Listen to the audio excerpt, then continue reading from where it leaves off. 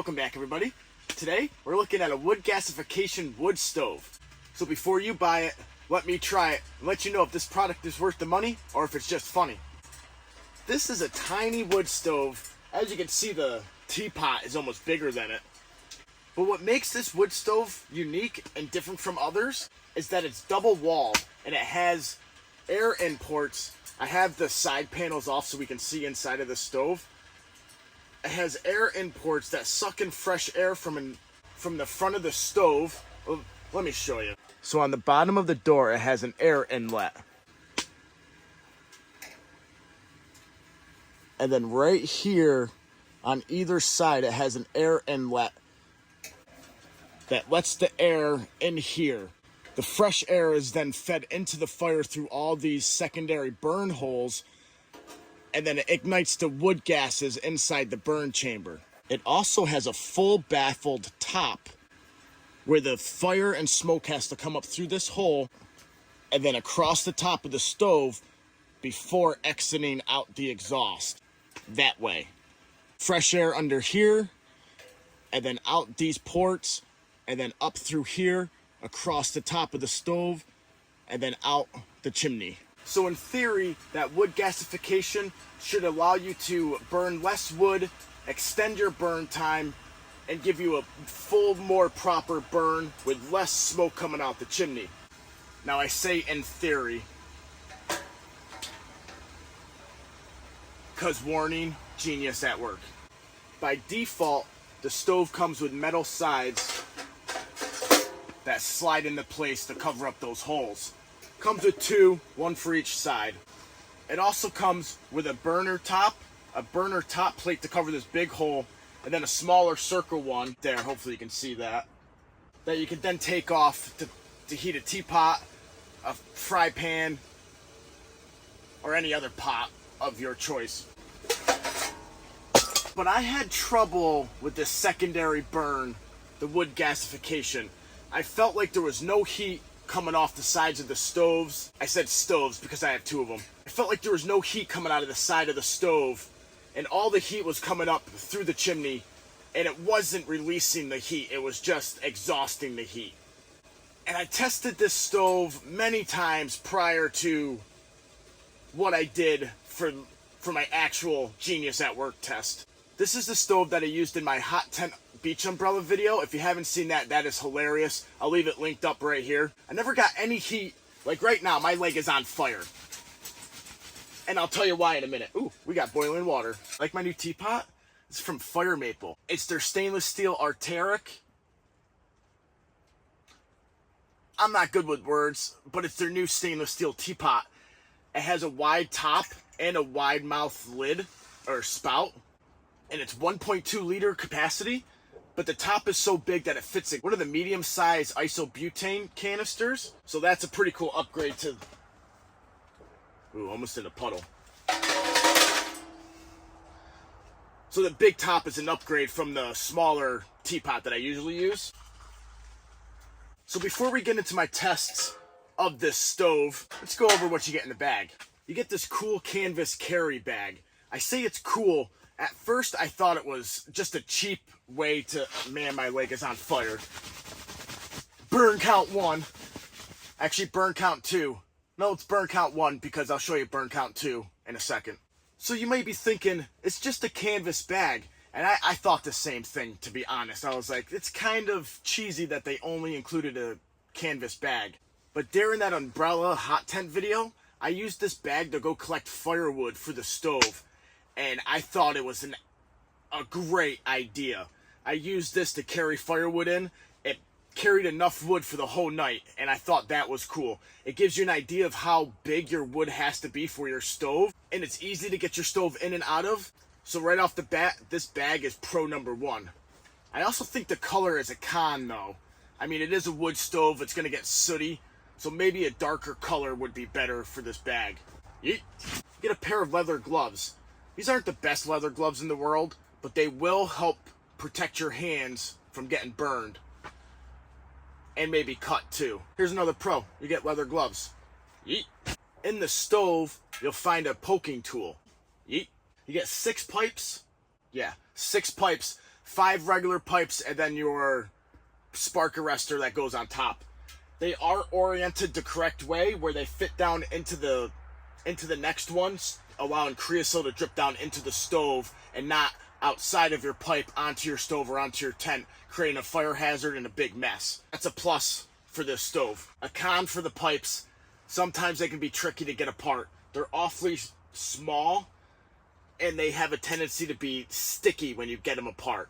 The glass that you see on this stove does not come with it. You can purchase it separately. They sent it to me for free along with these stoves. The company sent me these stoves, which brings me to my next point. I like to be completely honest with you guys, and I had some trouble with this stove. Hi, Remy doll. Remy break. So I've had trouble with this stove with the secondary burn chamber in there. I just wasn't getting heat out of it. It did not heat up the umbrella hot tent, and I thought it was because it was the umbrella hot tent. But now I'm starting to think it might have been the stove. I just never really got good heat out of it. And here is why I suspect I wasn't getting heat out of it. With the double wall design of this stove, it just doesn't allow heat to come out this way. Like right now with this glass, we're looking at over 600 degrees Fahrenheit or 350 degrees Celsius. That is hot coming out of that glass. I never got temperatures like that at all with this secondary burn chamber in there. So why do I have 2 stoves? This one, I cut that out of. Both sides, I cut the secondary burn chamber out of. Because I needed to find out if that secondary burn, that wood gasification, was the problem with this stove. So I set up my most scientific test to date. Side by side, wood gasification against just a normal stove. And let's go into that test, guys. In the test, I took the same piece of kiln-dried wood. I split it down. On each end of the splits, I wrote a letter on it so that each stove got the same piece of wood. I then cut those split pieces directly in the middle. I used the measuring tape to figure it out. And then I added the same pieces, A and A to each side, B and B to each side, D and D to each side, to make the test exactly the same. That's how I did it. Blood has been drawn. Muckalooka. A, E, D, C. A, E, C, D. Both have 2 pieces of fat, 1 piece of fat wood in each. We'll see how long they run.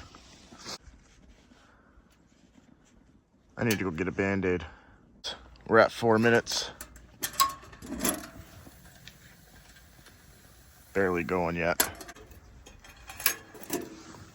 That one's going a little better, actually.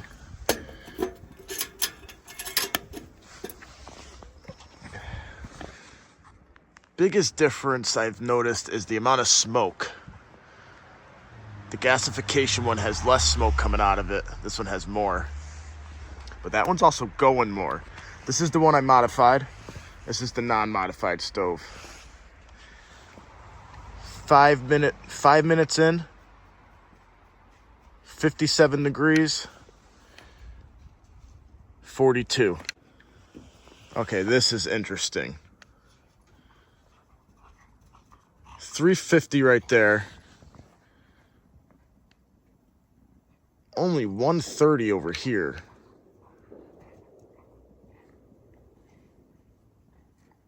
That's weird. That's wicked weird. I don't understand that. I don't know why there's such a big temperature difference.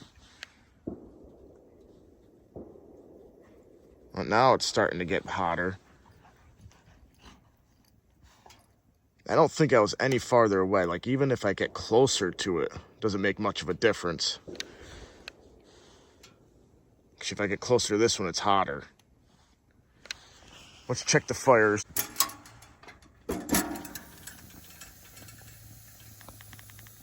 I mean, that one's going. I tried to make them exactly the same. Same pieces of wood, same style. I mean, this one's going better, but That could be the difference. Secondary air intake isn't working better. We'll see. While we're at it, let's check the sides again.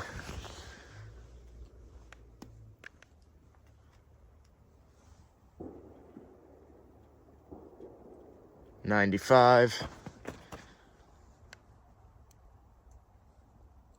54.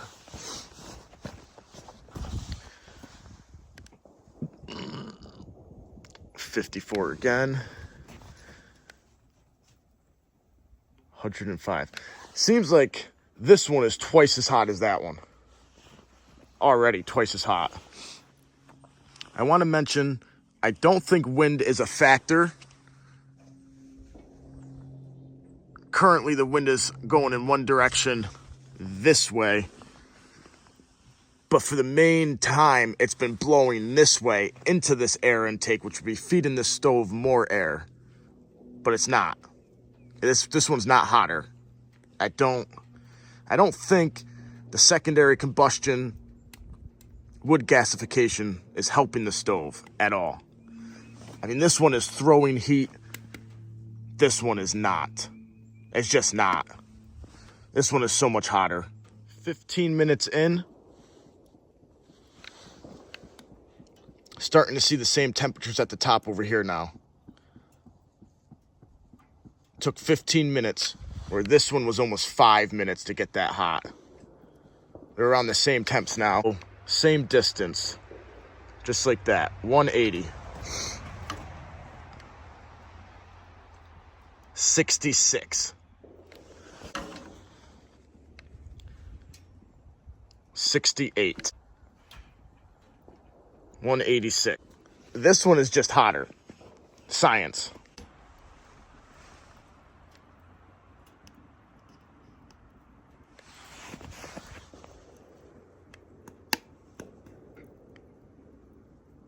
Even the doors are hotter. Even the door on the non-gasification one is hotter. Let's check the backs. That was 186. Everything's hotter on this one. 23 minutes in, they're both virtually smokeless. I don't see any smoke out of either of them. Let's check the fires. Oh, that was hot.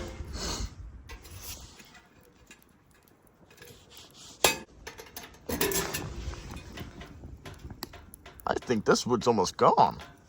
This one still has more wood, I'd say. Let me know in the comments down below. What do you think? All right, this is interesting. Non-wood gasification stove.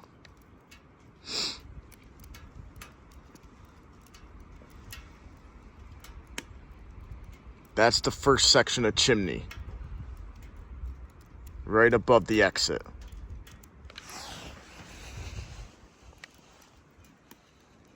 Gasification stove. First section of chimney is hotter. I think that means more heat is getting sucked up out of the chimney than thrown out of the stove. Let's check the sides. 140-ish. 240, 250-ish. 30 minutes in. Non-wood gasification side. Wood gasification side. Excuse me. This side has less wood. I mean, visually, it does. In my opinion. In my non-expert opinion. Wood gasification side is burning faster and less hot. Doesn't make much sense. 45 minutes in the test. Seems like that fire's just about out. Oh, they're almost the same temperature now.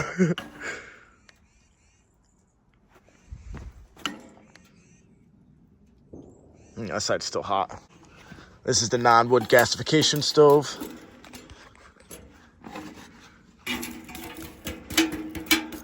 Just a little bit of coals left. Not much.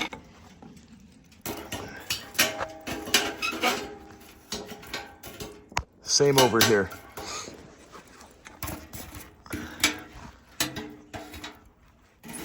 I mean, honestly, just dropped one. Let's scrape these ones out.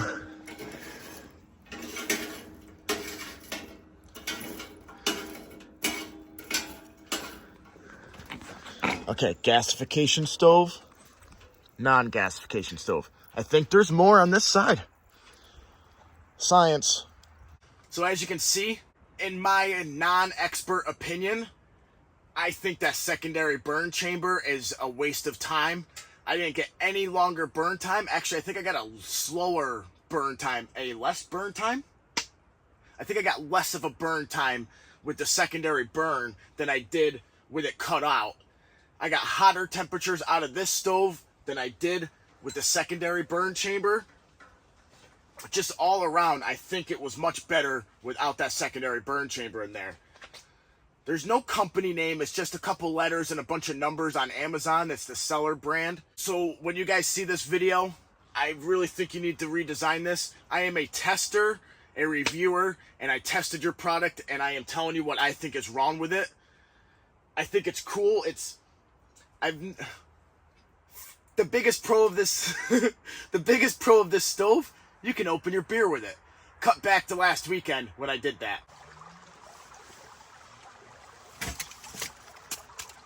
That sucked.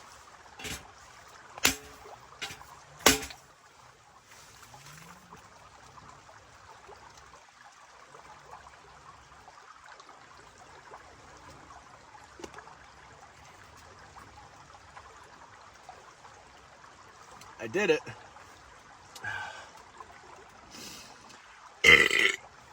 Excuse me. That's good stuff.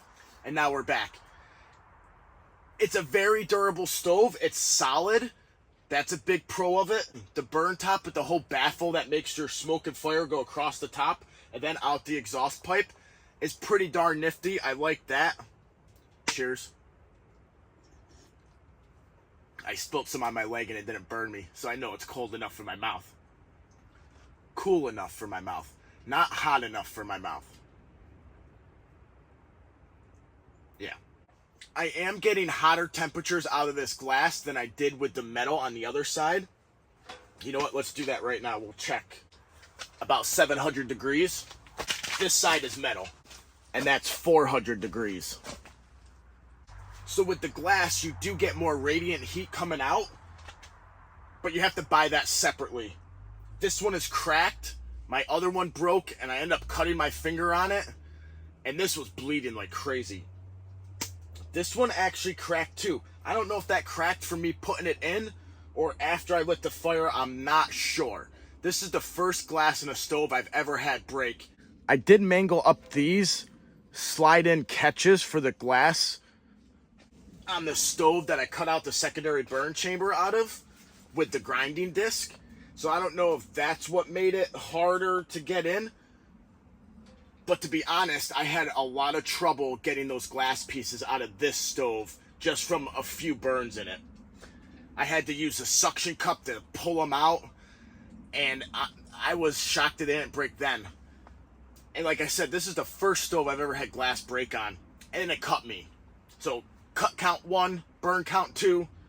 The stove itself is kind of cool. The concept is kind of cool. But I think they need to go back to the drawing board with this stove. So is it worth the money? Or is this product just funny? Unfortunately, I think this product is just funny. It has potential, but I don't think they're there yet. I think they need to redesign the whole secondary burn chamber. Thanks for joining me in this episode of Is This Product Funny? Or if it's worth the money? I'll see you in the next one. Cheers. I don't think companies are going to send me products anymore. They just haven't been that good lately. Oh, this tent. I reviewed this tent about a month ago. It had all sorts of leaking issues, but I have not put air in this tent yet. It's still solid. It's been sitting up for over a month and a half, guys. This air tent, still solid. I'm shocked. It's been sitting out in the cold, in the heat. We've had temperatures down to single digits, up above into the 50s, and it's still solid. Air tents have come a long way. That's kind of cool.